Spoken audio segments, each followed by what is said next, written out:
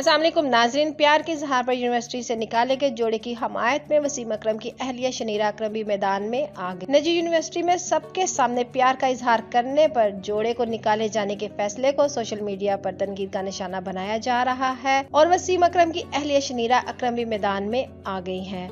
Micro blogging website tweet पर इन्होंने कहा कि अपनी पसंद के तमाम कवायद लागू करें, लेकिन आप मोहब्बत को बेदखल नहीं कर सकते। शनीरा अकरम ने कहा कि ये हमारे दिलों में जवानी में प्यार एक बेहतरीन जुज़ है और प्यार जिंदगी को जीने के काबिल बना देता है। इन्होंने मजीद कहा कि मोहब्बत से आप कहीं ज्यादा सीखते हैं जो आप किसी अदारे में नहीं सीख सकते। वाज़िया रहे कि गुज़श्ता रोज सोशल मीडिया पर एक वीडियो ने तहलका मचा दिया था जिसमें निजी यूनिवर्सिटी के लड़का लड़की खुलेआम मोहब्बत का इजहार कर रहे थे। इस वीडियो के वायरल होने के बाद यूनिवर्सिटी इंतजामिया ने ज़वाबित की खिलाफ वर्जी पर दोनों को यूनिवर्सिटी से निकाल दिया था।